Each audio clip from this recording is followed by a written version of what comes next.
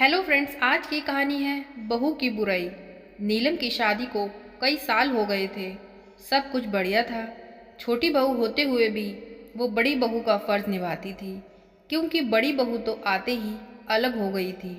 नीलम के सास ससुर को हर काम के लिए नीलम की ही याद आती थी, फिर भी वो उसकी बुराई करना नहीं छोड़ते थे। जबकि बड़ी बहू ने बहू के रंग दिखाने में कोई कमी न छोड़ी थी, पर फिर भी बड़ी बहू की तारीफ करते और नीलम से खुश नहीं थे। और सबसे बड़ी बात, बुराई भी अक्सर उसके ही परिवार वालों से करते थे, जो नीलम को बचपन से जानते थे।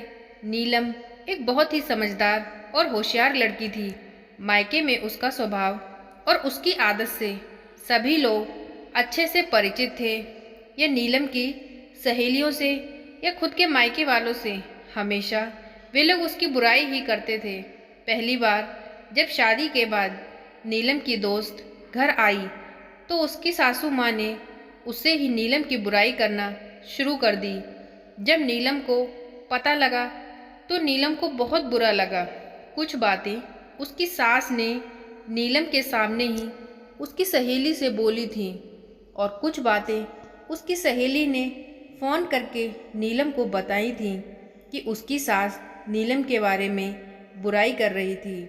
शाम को जब निखिल घर पर आए तो उसने अपने पति निखिल से कहा कि माँ जी को मैंने समझा दिया था कि कम से कम जो लोग उसे जानते हैं उनसे तो उसकी बुराई कर खुद की जग हंसाई न करवाया करें, पर उन्होंने मेरी एक न सुनी, बल्कि ये आदत ही बन गई है।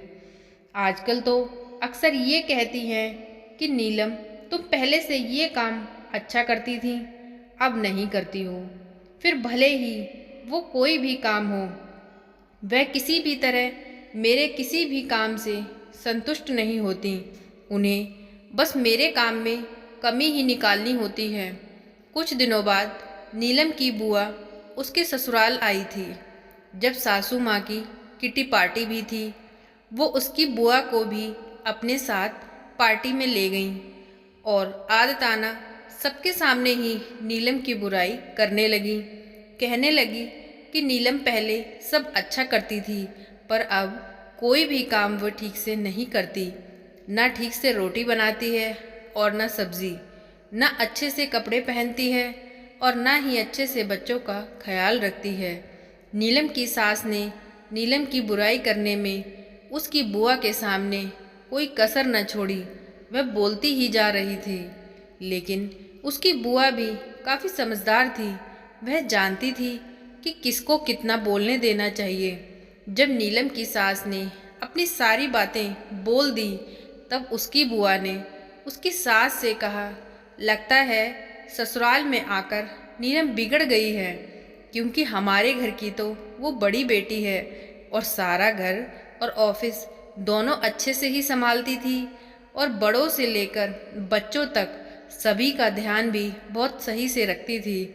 आपके यहाँ आकर बिगड़ गई है। ऐसा कहिए, महीने 2 महीने जमाई सा के साथ उसे मायके भेज दीजिए, हम सुधार कर भेज देंगे। अब नीलम की सासू माँ का मुंह देखने लायक था। उन्हें बोलने के लिए शब्द नहीं मिल रहे थे, तो बस फिर उठकर वहाँ से चली गईं, ये कहकर कि आती हूँ, ज़रा कोई बुला रहा है। और नीलम की बुआ जी भी बस मुस्कुरा रही थी। और फिर घर जाकर नीलम की बुआ भी अपना सामान पैक करके अपने घर चली गईं। जाते जाते उन्होंने नीलम की सास से कहा कि आप बहुत भाग्यवान हैं कि आपको ऐसी बहू मिली है। नेहा जैसी समझदार बहू मिलना कोई आसान बात नहीं। आप उसमें कमी निकालने की बजाय उसके गुणों को जानिए। छोटी मोटी गलतियाँ सबसे हो जाती हैं, लेकिन अपनी बहू की बुराई दूसरे लोगों से करना बिल्कुल भी ठीक बात नहीं है। अगर कोई बात भी हो तो आप डायरेक्ट उससे ही बोलिए। इतना कहकर नीलम की बुआ वहाँ से चली गई, और उसकी बुआ की बातें उसकी सास के दिमाग में घर कर गई, और उसे अपने किए पर पछतावा होने लगा। नीलम की सास ने 2 दिन बाद अपनी बहू नीलम को अपने पास बुलाकर बिठाया और उससे बोला कि बहू, मुझे माफ़ कर दे। तेरी बुआ ने मेरी आंखें खोल दी, मैं ही तुझे नहीं समझ पाई। तो दोस्तों, इतनी सी थी ये कहानी। आज की कहानी आपको कैसी लगी प्लीज़ कमेंट करके बताएं। प्लीज़ वीडियो को लाइक करें, चैनल को सब्सक्राइब करें। Thank you.